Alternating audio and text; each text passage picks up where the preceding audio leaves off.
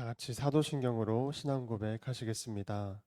전능하사 천지를 만드신 하나님 아버지를 내가 믿사오며 그 외아들 우리 주 예수 성령으로 잉태하사 동정녀 마리아에게 나시고 본디오 빌라도에게 고난을 받으사 십자가에 못 박혀 죽으시고 장사한 지 사흘 만에 죽은 자 가운데서 다시 살아나셨으며 하늘에 오르사 전능하신 하나님 우편에 앉아 계시다가 저리로서 산자와 죽은 자를 심판하러 오시리라. 성령을 믿사오며 거룩한 공예와 성도가 서로 교통하는 것과 죄를 사하여 주시는 것과 몸이 다시 사는 것과 영원히 사는 것을 믿사옵나이다. 아멘. 찬송가 249장입니다. 찬송가 249장.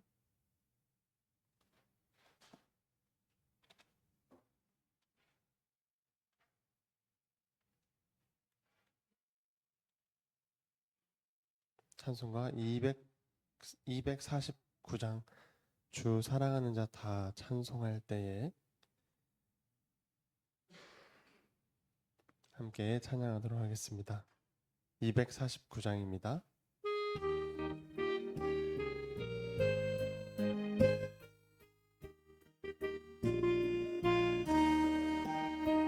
주 사랑하는 자 다 찬송할 때에 그 보좌 앞에 둘러서 그 보좌 앞에 둘러서 큰 영광 돌리세 큰 영광 돌리세 저 밝고도 묘한 시온성 향하여 가 세대 주의 찬란한 성에 찬송하며 올라가세 주 믿지 않는 자 다 찬송 못하나 하나님 자녀 된 자들 하나님 자녀 된 자들 그 기쁨 전하세 그 기쁨 전하세 저 밝고도 묘한 시온성 향하여 가 세대 주의 찬란한 성에 찬송하며 올라가세 저 하늘 황금길 나 올라갈 때에 시온성 언덕 위에서 시온성 언덕 위에서 수많은 천사들 날 인도하리라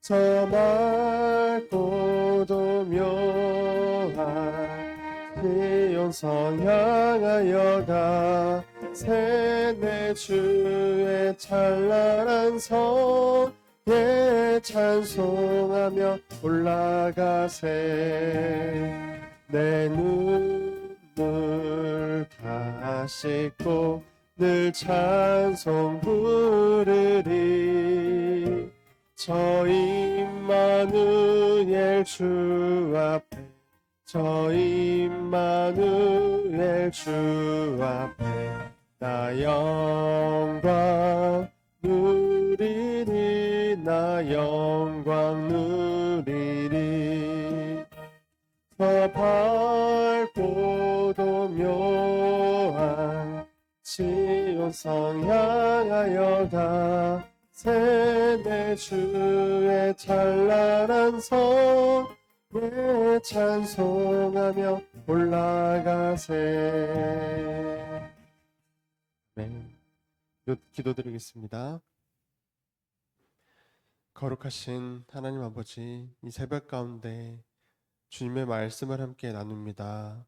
오늘 하루도 주님의 마음을 구하는 하루가 되기를 소망합니다. 그리고 주님 뜻대로 사는 우리가 되기를 소망합니다. 아침부터 저녁까지 예수 그리스도께서 나의 구주 되심을 감사하는 삶이 되길 소망하며 사랑하는 예수님의 이름으로 기도드립니다. 아멘. 함께 요절 말씀 묵상하겠습니다. 요한복음 14장 6절 길이신 예수님 함께 묵상하겠습니다. 예수께서 이르시되 내가 곧 길이요 진리요 생명이니 나로 말미암지 않고는 아버지께로 올 자가 없느니라. 아멘. 오늘 함께 나눌 말씀은 로마서 3장 9절입니다. 로마서 3장 9절입니다.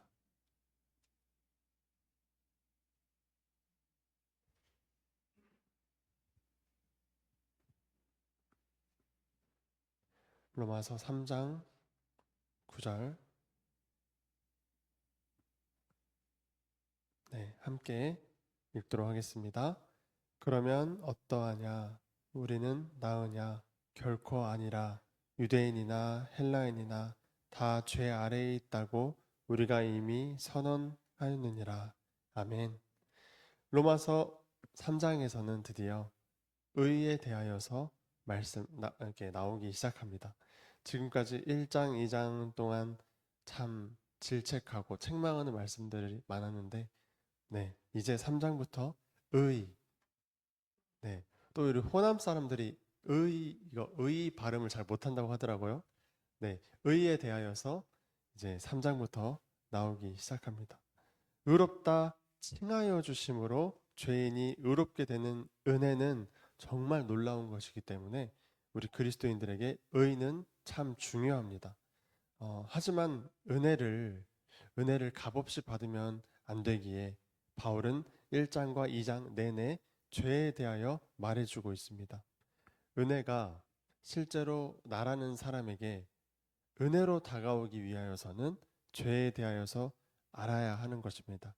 또 알려달라 기도하면 알려주시는 분이 성령님이신 줄 믿습니다. 이미 여기서부터가 은혜입니다. 은혜. 우리는 우리 죄를 스스로 깊이 깨달을 수도 없는 죄인입니다. 죄에 물들어 있고 죄에 익숙해져 있습니다. 그래서 나의 죄인됨을 깨닫게 되는 것도 은혜인 것입니다. 내가 죄인인 것을 본격적으로 알아야 예수님이 절실히 필요해지기 시작합니다. 내가 얼마나 처참한 죄인인지 하나님께서 알게 하실 때 은혜가 너무나 필요해지게 됩니다. 이런 사람이어야 은혜를 풍성히 누리고 또 감사할 수 있는 것입니다. 바울은 2장에 이어서 3장에서 계속해서 오해하지 않도록 한 가지를 설명하고 있습니다. 뭐냐면 유대인의 나음이 무엇이며 할례의 유익이 무엇이냐? 너희가 말씀도 받고 할례를 했다고 해서 너희들의 율법을 같은 교회에 있는 이방인들에게 강요하지 말라는 말을 하고 있습니다. 하지만 그렇다고 유대인들이 유대인으로 태어난 것과 할례를 받은 것은 아무 가치가 없는 것이 아니라고, 그거 참 가치 있는 일이 맞다. 하지만 오해하지 말아라 라고 지금 설명을 하고 있는 것입니다. 당연히 하나님께서 직접 우리 조상들을 선택하시고 말씀을 허락하신 것은 아주 복받은 일이 아니겠습니까? 제가 한번 상상을 해봤는데 만약에 세종대왕이 수금과 비파로 하나님을 찬송하였다라는 말씀이 있으면 얼마나 좋겠습니까? 또 만약에 이순신 장군이 하나님의 말씀을 따라 명량해전에서 승리하였더라, 이런 말씀이 있으면, 우리 조상들이 그러했다면 얼마나 좋았겠습니까? 하지만 그렇다고 해서 특별한 것이 아니다. 그렇다고 해서 너희가 구원을 받는 것이 아니라는 것을 바울은 오해하지 말라고 계속 설명을 하고 있습니다. 유대인이고 할례를 받아서 구원을 받는 것이 아니라 오직 예수 그리스도를 통과하여 구원에 이르게 된다는 것을 확실히 하고 싶은 것입니다. 그 율법과 할례 등등 모든 것들이 가르치고 있는 것은 바로 예수 그리스도를 통해 의롭다 불러주심을 받는 것, 의롭다 불러주시는 것, 그 율법이 특별한 힘이 있는 것이 아니라는 것을 말하고 있습니다. 쉽게 말해서 오늘 함께 읽었던 로마서 3장 9절 말씀 그대로입니다. 그러면 어떠하냐? 우리는 나으냐? 결코 아니라 유대인이나 헬라인이나 다 죄 아래에 있다고 우리가 이미 선언하였느니라. 바울이 이렇게 말하는 거죠. 우리가 말씀을 받고 할례를 받았다. 근데 그게 어떻다는 거냐? 우린 이방인과 다른 게 하나도 없다. 유대인이나 헬라인이나 다 죄 아래에 있다라고 말하고 있는 것이죠. 모든 사람이 죄 아래에 있다. 10절에서부터 보면 이제 어떠한 죄인인가에 대하여 또 나옵니다. 네, 기록된 바 의인은 없나니 하나도 없으며 말씀을 깨닫는 자, 하나님의 뜻을 알고자 하는 사람도 없고 하나님을 찾는 사람도 없고 또 저울이 무거운 쪽으로 기울듯이 선과 악 중에서 악으로 기울어서 선을 행하는 사람도 없나니 하나도 없는 것들이 지금 사람들의 상황이라는 것입니다. 또 사람들의 목구멍은 왜 열린 무덤이라 바울은 말하는 것일까요? 사람의 마음 안에 사망과 죄만 가득하여 나오는 모든 말이 악합니다. 그 혀로는 항상 속이려 하고 그 입술에는 독사의 독이 있어서 저주와 악독이 가득합니다.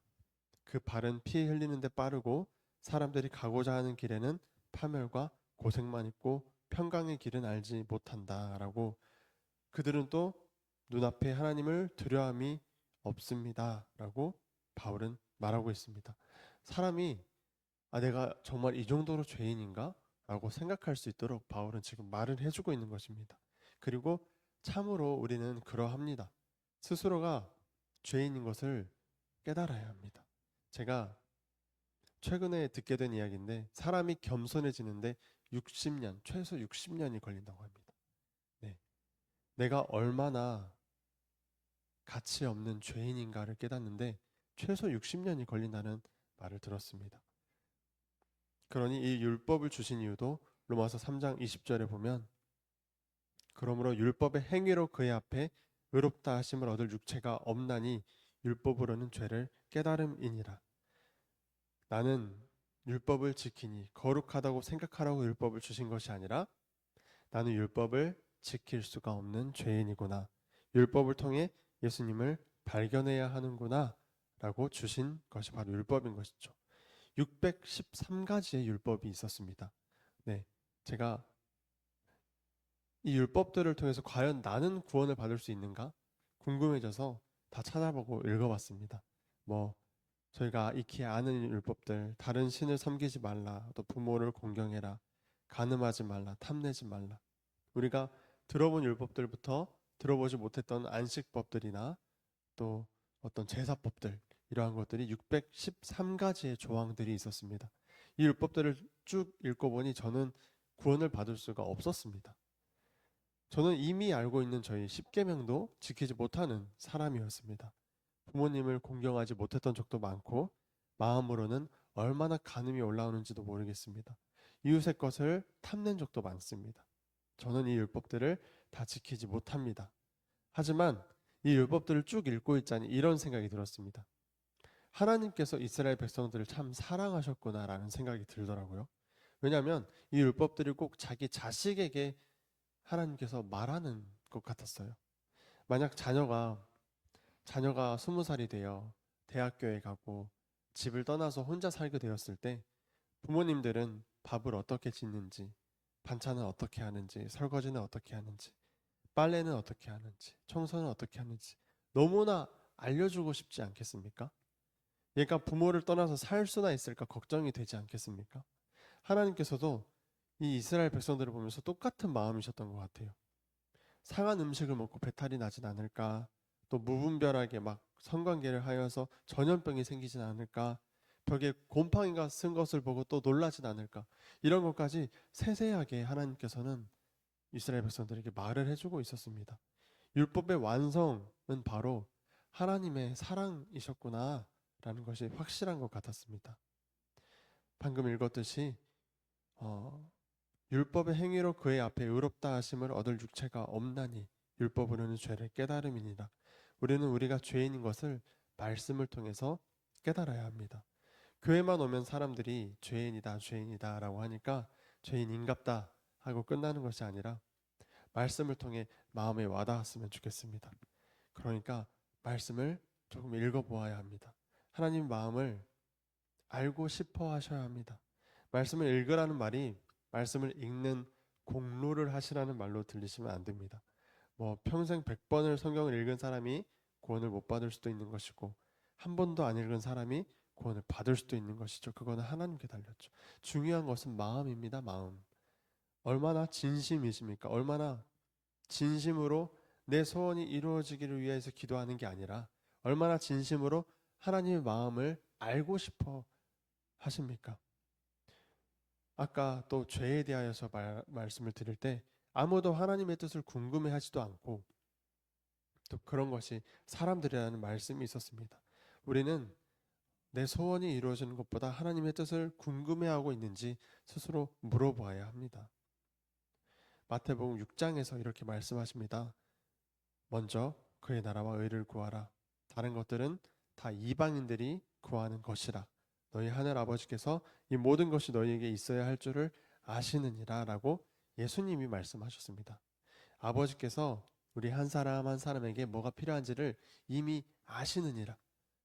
이미 아시느니라. 그러니까 이방인들이 구하는 것을 너희도 구하기보다 너희는 하나님의 뜻, 하나님의 나라를 구하면 어떻겠느냐라고 예수님께서 말씀하시는 거죠. 하나님의 마음이 그럴 것이다 라고 짐작하는 것이 아니라 하나님의 마음을 달라하고 구해보는 것입니다. 우리의 구원은 오직 예수 그리스도를 통한 구원이죠. 예수님께서 자신의 살과 피를 먹으라고 하시죠. 성찬에서 하는 그 포도주와 떡도 예수님의 살과 피지만 또 말씀이 예수님의 살과 피인 이유는 말씀이 육신이 되신 분이 바로 예수님이기 때문입니다. 그런데 말씀을 읽지 않으면서 예수님을 믿노라 말하는 것은 좋지 않는 것 같습니다. 그건 하나님의 마음도 또 예수님도 궁금해하는 게 아니죠. 덮어놓고 믿으면 그건 궁금해하는 게 아니죠. 덮어놓고 믿는 것보다 위험한 신앙은 없습니다. 저는 마음의 중심이 중요하다라고 말하고 싶은 것입니다. 마음의 중심이 예수님을 알고자 하는 사람은 말씀을 읽겠죠. 왜 읽을까요? 하나님을 더 알고 싶으니까, 또 예수님을 알고 싶으니까 찾고 두드리고 구하겠죠. 그러면 알려주십니다.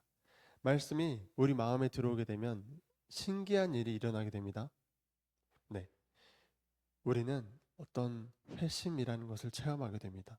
돌아올 회, 마음심 자를 써서 성경을 읽을 때 세상에 찌들어 있던 내 마음이 하나님께로 돌아오는 것을 체험하게 됩니다.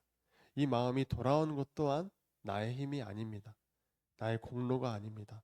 바람이 어디서부터 어디로 부는지 우리가 알지 모르듯이 성령의 역사는 어디서 어디로 부는지 모릅니다. 분명한 것은 예수님을 진심으로 알고자 할 때 성령이 불어와 회심을 경험케 하십니다. 에스겔 11장의 19절 말씀입니다.